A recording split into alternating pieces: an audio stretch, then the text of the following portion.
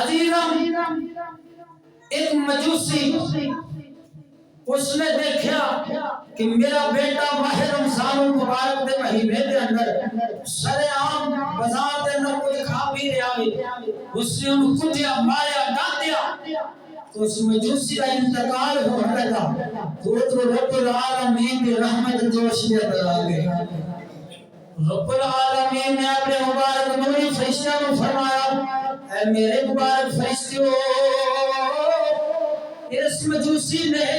میرے مبارک مہینے کا ادب کیتا احترام کیتا وے، اسے ادب کی برکت دے نال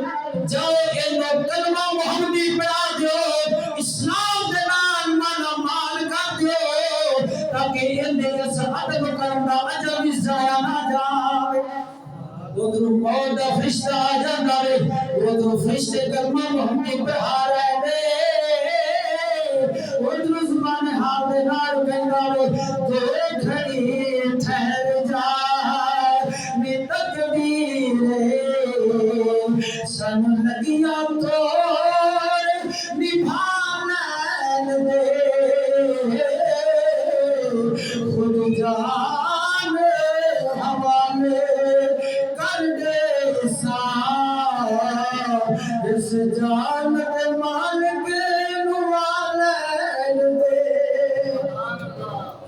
یعنی ادب و کرم دی برکت دے نال میرے رب العالمین نے اس نو ایمان دی دولت دے نال مالا مال فرما دیا۔ میں نہ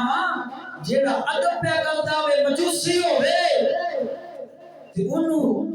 ادب دی برکت دے نال ایمان نصیب پہ ہوتا ہوئے کہ مسلمانہ اگر اپنے گریبان کے اندر جھاتی مار کے بیٹھ وہ در ادب دی برکت دے نال ایمان دی دولت بھی مل رہی تے جیڑا بے ادبی کرے گا اور ماہ رمضان المبارک کی حرمت کا خیال نہیں رکھے گا وہ دے ایمان کا کی حال ہوگا۔ وہ موزن تھے زمانے میں مسلمان ہو کر ہم خار ہوئے ہیں طالب قرآن ہو کر، اگر درس قرآن ہم نے نہ بھلایا ہوتا آج یہ زمانے نے نہ ہم کو یہ زمانہ دکھایا ہوتا۔ چاٹ ڈالی ہم نے کتب فلسفہ و انگلش کی مگر بھولے سے بھی قرآن کو ہاتھ نہ لگایا۔